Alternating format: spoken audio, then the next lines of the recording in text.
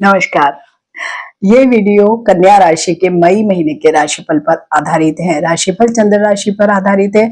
चंद्र राशि को देखना बड़ा ही आसान होता है। अपनी जन्म कुंडली निकालिए, चंद्रमा की स्थिति को देखिए और जहां पर भी 6 नंबर लिखा है चंद्रमा के सामने, इट मीन्स आप कन्या राशि के हैं। तो वीडियो की शुरुआत में ग्रह गोचरी अवस्था को देखते हैं, क्योंकि पूरा महीना केवल ग्रह गोचर पर ही निर्भर करता है कि वो आपको क्या कुछ फल दे सकता है। जैसे जो बड़े मेजर स्टार्स होते हैं, मेजर मीन्स जिनका गोचर का समय ज्यादा लंबा होता है, जैसे कि बृहस्पति देव, शनि देव, राहु और केतु। तो ये तो आपको 1.5 साल, 2 साल, 2.5 साल तक शनि देव देते हैं प्रभाव एक जैसे ही। लेकिन इनके प्रभावों में वृद्धि, कमी या अशुभता या शुभता वो दूसरे जो अन्य स्टार हैं जिनका गोचर का समय बहुत ही कम होता है, वो बहुत हद तक प्रभावित कर देते हैं। इसलिए हमारा हर महीना बिल्कुल अलग होता है और इसलिए मासिक जो मंथली राशिफल है इसकी बहुत वैल्यू होती है। तो सबसे पहले देखेंगे कि सूर्य और बुध अभी एट प्रेजेंट कहां पर गोचर कर रहे हैं। तो सूर्य अभी आपके अष्टम भाव में गोचर कर रहे हैं। तो सूर्य का अष्टम में गोचर बहुत अच्छी स्थिति नहीं दिखाता है। इससे सबसे ज्यादा प्रॉब्लम आता है, हमारी इम्यूनिटी कम होती है, मीन्स हमें कोई ना कोई छोटे मोटे रोग लगे ही रहते हैं। आंखों से संबंधित प्रॉब्लम भी इस समय में बहुत लोगों को आ रहे हैं।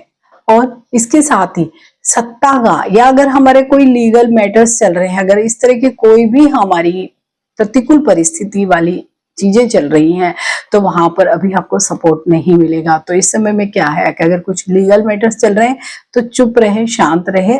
अच्छा समय जो 15 तारीख से ही, क्योंकि जब 15 को सूर्य आपके भाग्य भाव में आ जाएंगे तो क्या होगा, सत्ता का साथ आपको मिलने लगेगा, भाग्य का साथ आपको मिलने लगेगा, पिता का साथ आपको मिलेगा, धर्म का साथ आपको मिलने लगेगा। तो कितनी अच्छी स्थितियां आप सब लोगों के लिए होने वाली है। आपका स्वास्थ्य भी बढ़िया हो जाएगा और इतनी जगह से जब सपोर्ट मिलेगा तो ऑब्वियसली आपकी सारी चीजें फिर से लाइंड अप या प्लेस डाउन हो जाएगी। वहीं पे मंगल 12 तारीख तक तो सप्तम भाव में गोचर कर रहे हैं और अभी मंगल को कहते हैं ना कि दंगल करवाता है, और विशेषकर वैवाहिक जिंदगी में तो बिल्कुल कन्या राशि वाले लोगों के जीवन में यही हो रहा होगा। दंगल में से इस तरह का आर्ग्यूमेंट्स हो रहे हैं, बहुत हॉट टॉक्स हो जाते हैं, बहुत छोटी छोटी सी बात को भी आप बहुत बड़ा बना रहे होंगे, विशेषकर वैवाहिक जिंदगी में। या जो लोग पार्टनरशिप में काम कर रहे होंगे तो वहां पर भी बहुत अच्छी कॉर्डियल कोई आपकी पार्टनरशिप नहीं रही होगी इन दिनों में, और विशेषकर 12 तारीख तक तो यही स्थितियां है। लेकिन वहीं पे 12 को ही जब मंगल अष्टम में चले जाएंगे, अष्टम में हालांकि एक मेलेफिक प्लेस है, मेलेफिक स्टार इन जनरल अच्छे रिजल्ट देते हैं, लेकिन मंगल का अष्टम में जाना भी बहुत अच्छा नहीं माना जाता। तो यहाँ पे अगेन क्या हो सकता है, चोट चपेट, आगजनी, पालतू जानवर से खतरा, चोरी, जैसे जितने भी जो नेगेटिव चीजें होती है उनका भय रहेगा।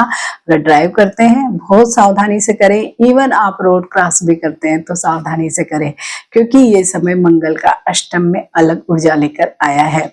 साथ ही अगर कोई लीगल मैटर्स चल रहे हैं तो हो सकता है वहां पर मंगल आपको सपोर्ट जरूर करे, लेकिन फिर भी अगर हम ओवर कॉन्फिडेंट रहे या सामने से ही हमने कोई प्रॉब्लम क्रिएट कर लिया तो यहाँ पर कोई भी आपको सपोर्ट नहीं कर पाएगा। इस समय में आपके ससुराल पक्ष से भी आपके संबंध बहुत ही तनावपूर्ण या गुस्से वाले रह सकते हैं। तो अगर आप वहां थोड़ी सी शांति से या हार्मोनी से सारी चीजों को मैनेज करेंगे तो ज्यादा बेटर होगा। वहीं पे देवगुरु आपके दशम भाव में गोचर कर रहे हैं। तो दशम भाव में जब भी बृहस्पति देव गोचर करते हैं तो वर्क प्लेस पे अच्छी स्थितियां होती है, शांत स्थितियां होती है। यूं नहीं कि हमें बहुत ज्यादा वर्क करना पड़ रहा है या हम रात दिन केवल काम ही में जुटे हुए हैं और हमें कोई क्रेडिट नहीं मिल रहा है। लेकिन अभी क्योंकि वहां पर देवगुरु बृहस्पति है तो भले काम कम भी कर रहे होंगे तब भी लोग पूछ रहे होंगे और आपको क्रेडिट भी मिल रहा होगा। तो वर्क प्लेस पे सच कोई प्रॉब्लम नहीं दिख रहा है, इनफैक्ट सारी चीजें अच्छी ही दिखाई दे रही है। वहीं पे शुक्र 15 तारीख तक तो वो आपके नवम भाव यानी कि भाग्य भाव में ही गोचर कर रहे हैं। भाग्य में कहीं ना कहीं तो अच्छी स्थितियां उनने आपको जरूर दी होगी, और विशेषकर कोई अपोजिट जेंडर के थ्रू आपके भाग्य में कुछ ना कुछ बढ़िया स्थितियां रही होगी। और या कई लोग ऐसे हैं कि जिनकी पत्नी यानी कि स्पाउस भी काम करती तो उसको कहीं पे अच्छा इंक्रीमेंट मिला, उसको प्रमोशन मिल गया, यानी कहीं ना कहीं उसकी वजह से भी भाग्य में वृद्धि हो। तो बस शुक्र की यही स्थितियां 15 तारीख तक रहने वाली है। उसके बाद वो आगे के घर यानी कि दशम भाव में चले जाएंगे, जहां पर देवगुरु बृहस्पति पहले से हैं और मंथ एंड में वहां पर बुध भी आ जाएंगे। तो क्या होगा, लक्ष्मी नारायण योग का निर्माण होगा और कन्या राशि इससे सबसे ज्यादा प्रभावित होगी। तो कन्या राशि के अधिकांश लोग जो भी नौकरी पेशा हैं, अगर प्रमोशन एक्सपेक्ट कर रहे हैं तो बहुत अच्छी हाइक के साथ उनको प्रमोशन मिल सकता है।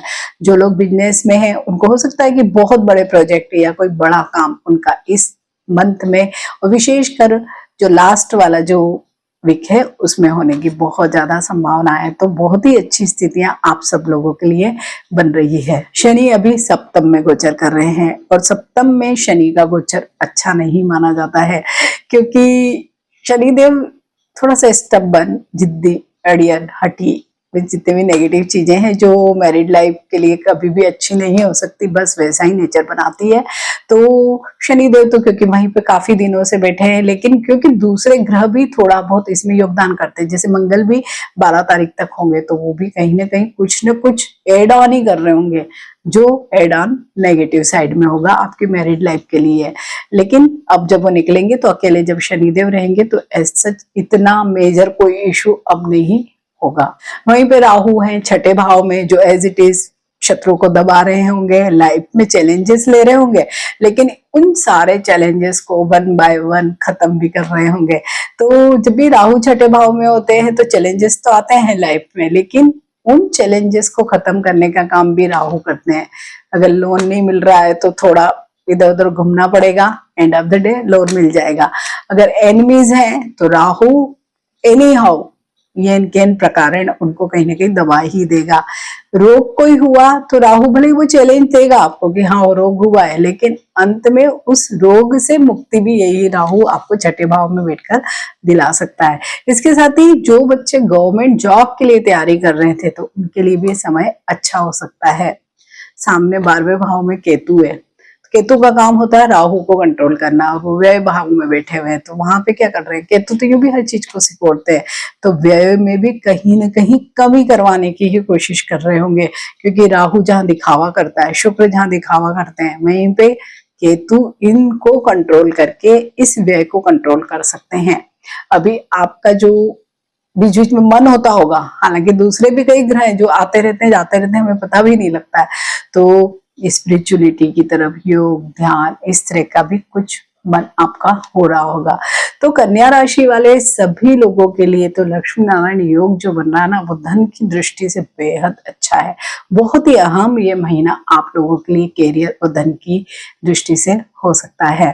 तो थोड़े प्रयास अपने पॉजिटिव रखिए, ज्यादा रखिए, तो ये योग मटेरियलाइज हो जाएगा। तो कन्या राशि वाले लोगों को क्या कुछ उपाय करने चाहिए, तो आपको भी अपने राशि स्वामी को प्रसन्न करना चाहिए। बुध यूं भी बड़े जल्दी प्रसन्न हो जाते हैं, तो क्या करना है आपको, बुधवार के दिन हरी वस्तुएं खानी भी है, डोनेट भी करनी है, गाय को चारा खिलाइए, इस तरीके के छोटे छोटे से उपाय आप करिए। गणेश जी के नित्य दर्शन करें तो भी आपके सारे काम बहुत जल्दी बनेंगे। तो कन्या राशि वाले सभी लोगों को मेरी तरफ से बहुत शुभकामनाएं। नमस्कार।